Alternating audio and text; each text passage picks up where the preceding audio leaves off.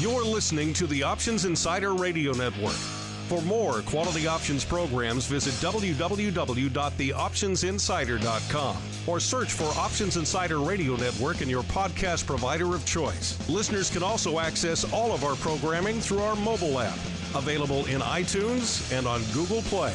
Don't forget to follow along with your favorite programs and submit your own questions for the hosts at twitter.com/options, facebook.com/theoptionsinsider, or via questions at theoptionsinsider.com. And now, it's time for the show that breaks down the options market. From unusual activity alerts to market analysis, strategy overviews, listener questions, and much more. If it involves puts and calls, then our all-star panel will break it down. It's time to hit the option block with your host, Mark Longo from the Options Insider Media Group, and co-hosts Uncle Mike Tussaw from RCM Asset Management, Andrew the Rock Lobster Giovinazzi from OptionPit.com, and Mark the Greasy Meatball Sebastian from OptionPit.com. And now, get ready to hit the option block.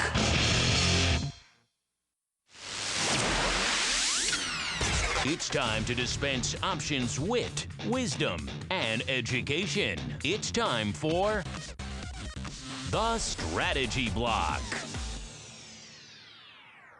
And on today's Strategy Block, what we're going to be talking about are some things with which you can do when you're not able to be by your computer 24/7, and some things that you're going to do when you're going to be away for a while, well, just like I am today.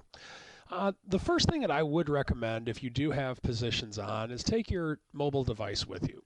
You never know when you have to make a trade. You never know when something's going to happen. And make sure you have that with you in case you do need to make an adjustment on the fly, because you never know. The other thing with which to do is make sure that you have the trade desk's phone number. What if you don't get a signal? What if something happens and you need to make a trade in some way, shape, or form, and for whatever reason you're just not able to enter it in on your mobile device? Well, if you call the trade desk, that problem's solved. So have a plan for that just in case the need arises. Now, the other thing with which I'd like to talk about today are contingent orders and alerts. With the contingent order, let's say that you know that you're in a short spread. Let's say you're in the 50-45 put spread on XYZ stock, and XYZ stock's trading at maybe $53 before you leave. You're only going to be gone a day or two, but you know that so long as the stock stays above a certain level, you really don't want to mess with it, and you want to continue to take on the credit. Well, with the contingent order, what you have the ability to do is set up a contingency saying, get out of this spread, assuming the price of the underlying goes below this level. And most brokers have contingent orders, or at least the ones with which we work with do. It's a very simple order. And by doing that, you know, you do have at least some semblance of protection in place should the market go against you. Now, I typically enter it as contingent market, meaning contingent upon the underlying going below this level, market order to close out the spread. And by doing it that way, I know that I'll get filled. I don't think that it's wise to have a limit order on a contingency, because what if you go below the contingency, it keeps going, and it goes below where your limit is? That's a concern, and that can be a big problem, and you can come back from your one-day trip or whatever it is not too happy because you didn't get filled on your contingency. So I would recommend making it a contingent market order. Now, you might say, but Mike, the bid-ask spread will kill me on a contingent market order. Well, here's what I would recommend doing to combat that problem. I would actually trade in options that are very liquid. For example, the only time that I would say most of the options with which I trade in are, say, SPY, SLV, GLD, things like that, that have a very narrow bid-ask spread to where most of the time you're going to be able to get the same price on a market order as you would on a limit order. Most of the time. There's always exceptions, but usually in those underlyings, at worst, you're going to get gypped out of a penny, and that's at absolute worst. And quite honestly, in all my years of doing this, the pennies that I've been gypped out of are so very, very few. And a few times I've even had it work as a benefit for me. So I would recommend making sure you trade things that are very liquid. Now, if you have something that's illiquid, then that's a problem. And that's a problem anyway, though, whether you're at your screen or not. Because if you have a wide bid-ask spread, just because you split the bid-ask spread on your order doesn't necessarily mean you're going to get filled. So I think that the way with which to solve that is just trade things that are liquid. And that's, in my opinion, you should only be trading things like that anyway. If you are trading something that's illiquid, maybe if you want to sell a put on an underlying that you like to get into it, but you know you're holding it till expiration anyway, that's fine. Go ahead and go that route, but make sure for the most part that if you're going to be actively trading something, that it's going to be liquid. Now, the second thing with which I want to talk to you about is an alert. With an alert, what you can do is, I don't know of any broker that doesn't have something like this. What you can do is as soon as the underlying goes to this level, it'll send you an email, a text, or something along those lines.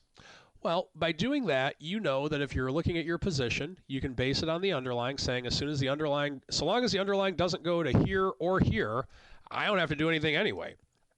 By having the alert, you actually have the ability to know that, okay, I didn't get an alert, so there's nothing I need to do.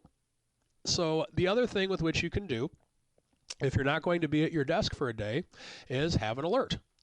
Now, here's the final thing that I would recommend when doing so. Today, I'm obviously not in the office, and I'm away.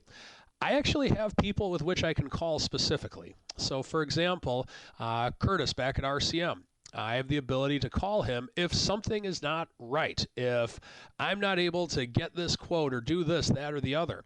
I got a lot of money with which I'm trading of my own as well as my clients. Curtis is my lifeline. Curtis is someone I've known and trusted for years. He works at RCM. And I know that if I need to make something happen or get something done, Curtis is a phone call away. So the final thing with which I would recommend, if you are going to have positions and you're not going to be there during the day, have someone with whom you can call to help you and make sure that things can work out. Last but not least, if you really don't like any of these ideas, go to cash for a day. It won't kill you. If you miss out on a big opportunity, fear not. The next opportunity of a lifetime is going to be there tomorrow. And that is the strategy block for today, the final one of the second quarter of 2017. So long, everybody.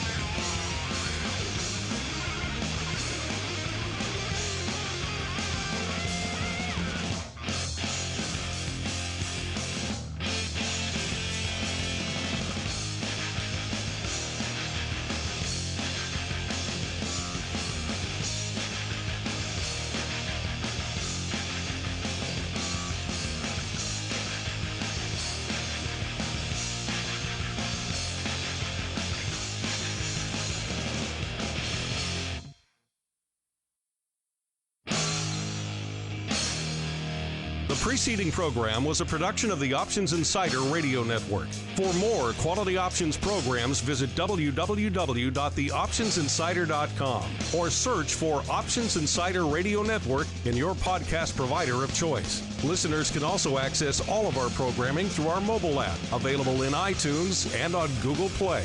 Don't forget to follow along with your favorite programs and submit your own questions for the hosts at twitter.com/options, facebook.com/theoptionsinsider, or via questions at theoptionsinsider.com.